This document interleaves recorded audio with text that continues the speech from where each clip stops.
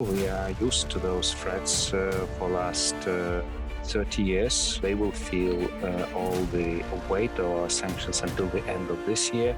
But of course, before that, we will have to provide much more guns, much more, weaponry that you need. This is not a blockade. This is simply implementation of the sanctions. And if Russia is not happy with implementation of sanctions, they can resolve that problem withdrawing all their troops from Ukraine, and sanctions will be abolished. Hello and welcome to Ukraine in Flames, a special project by Ukraine Media Center and NGO Euroatlantic Course. My name is Anton Pechenkin and I am a journalist in Ukraine Media Center. If you want to know more, please follow our channel to stay tuned and put your likes and commentaries under this video. And today's topic is Lithuania-Russia tensions over Kaliningrad. Is it blockade? After Lithuania blocked the railway transit of ore and steel from mainland Russia to its exclave in Kaliningrad, Russia started escalating tensions with this Baltic country. Now the Kremlin is openly threatening Lithuania with the serious consequences. However, the country stresses that it's just following the EU guidelines regarding sanctioning goods over Russian aggression in Ukraine. To be more precise, the Kremlin threatens this Baltic state with measures that will have a serious negative impact of its population. So today we present the opinions of two Lithuanian politicians on this situation. Our first speaker is Zygimantas Pavilions, member of the Lithuanian Parliament and Deputy Chair of the European Affairs Committee of the Lithuanian Parliament. The first question was, can the situation be described as a Lithuanian blockade of the Kaliningrad? Absolutely not. This is the term cooked by Kremlin. We are just implementing sanctions that we agreed on in spring. First, some steel materials, then alcohol and cement, then oil products and so on. But all those sanctions are agreed by all EU member states. They are to be implemented in all the territory of EU, but they have some different implementation dates. We are warning those operators in those areas that this will be the day when they will not be able to transit those goods, and that's all. All the other transit is going without any problems, so this is just a reverse kind of picture that Russians are trying to portray. In the next piece, Zygimantas Pavilions reacts to the Russian threats and stresses people of Lithuania are too well used to all these threats. Well, we are used to those threats for last 30 years. We were the first to revolt against the Soviet and destroy the Soviet Union. I was among those students who saw Soviet tanks, who killed my friends at TV Tower. No, we are not afraid. We know that all the best soldiers and all the best technologies and tanks are already annihilated in Ukraine. We salute our Ukrainian brothers and sisters who did it, and we will help with everything we have to kill Putin's regime in Ukraine, so they don't have any force right now to do anything against us, and their threats actually, cynically speaking, are helping us to get the best decisions of NATO. Recently, NATO decided to expand to Sweden and Finland, so Putin now has the longest border with NATO, and we decided to reinforce our border like in a Cold War. It's now frontline defense, like in Berlin. Presence of troops will be strengthened in our territories, so we have all our dreams fulfilled because of this crazy dictator who is doing those criminal offenses in Ukraine.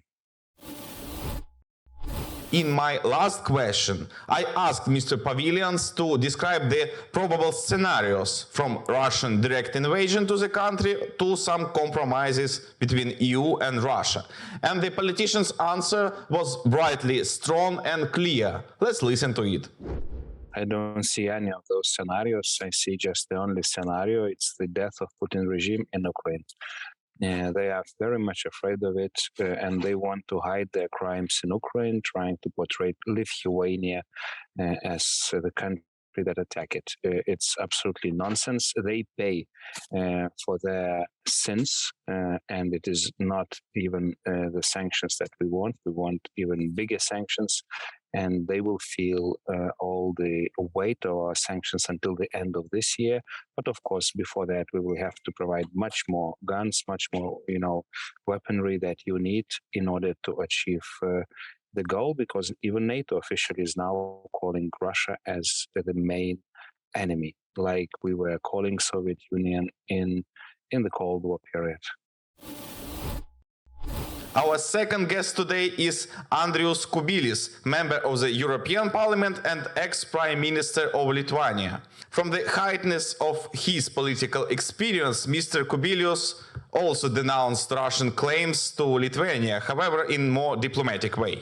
It's total nonsense in Kremlin propaganda, because all the transit which was going from Russia, from mainland Russia to Kaliningrad through Lithuania is continuing to go. All the passenger traffic, all the goods are going as they were going before. And the only change is that 1% of traffic of goods, which is steel production. Now, when European Union introduced the fourth package of sanctions back in March, now those goods are not allowed to enter European Union territory, including Lithuania. So this is not a blockade. This is simply implementation of the sanctions. And if Russia is not happy with implementation of sanctions, they can resolve that problem withdrawing all their troops from Ukraine, and sanctions will be abolished. Ukrainians feel a big gratitude to the leadership and peoples of 3 Baltic states. We have too much in common. That's why in Vilnius, in Riga and in Tallinn, they don't have any doubts about supporting Ukraine. Mr. Kubilius stressed again on this fact in his speech. We are not surprised by Kremlin threats. That is what we are accustomed to be when we are in the neighborhood of Russia, in the neighborhood of Kaliningrad district. So that's what is, Kremlin is repeating from time to time. And definitely for Kremlin to make threats or to start any kind of, military invasion, there is no need of any kind of explanation. So if Kremlin will decide that they want to test NATO, or they want to test European Union, or they want simply to punish Lithuania, they will do it like they started the war against Ukraine, without any real reasons, without any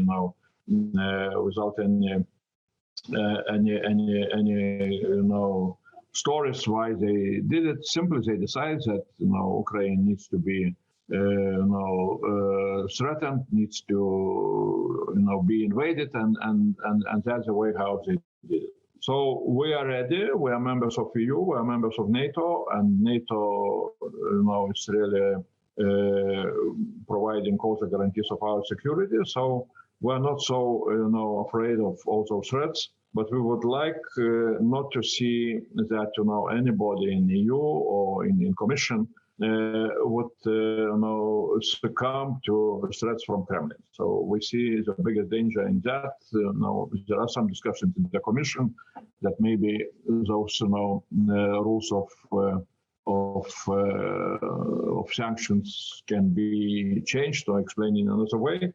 So we are very much worried about about such a possible development, that Kremlin would see possibility to achieve any kind of its goals through threatening Lithuania, through threatening the whole European Union. So I hope that European Union and we together we shall find such solutions which will not allow Kremlin to believe in effectiveness of threatening. It's all the possible scenarios are, possible to happen. I was not believing that Russia can invade, Ukraine, in February. And after that, I cannot deny any of the possibilities of, where the madness of Kremlin can lead, So that's why we're ready to all the possible scenarios, and NATO is also ready. And that's why, we are keeping our calmness and not becoming nervous of those, all the threatening propaganda from Kremlin. Why Kremlin is doing that? The reason is very clear. Kremlin is losing, strategically is losing the war in Ukraine, against Ukraine. You are showing, Ukrainians are showing, heroic bravery, and you are beating Russian army, which in the numbers are much bigger than your army, and that is what makes Kremlin very nervous. And then, because of that nervousness, they are starting to threaten Lithuania. They are starting to threaten all other countries, with nuclear threats and so on and so on.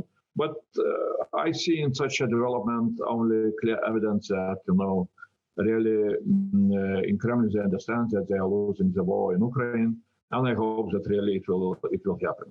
Russia will lose the war against Ukraine, and that will be the end of all those, threatenings and things like that. You have been watching the special project by Ukraine Media Center and NGO Euroatlantic Course dedicated to Russia-Ukraine war, Ukraine in Flames.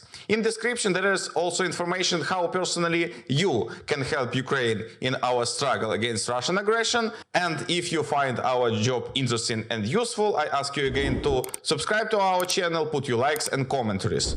Thank you, and everything is gonna be Ukraine.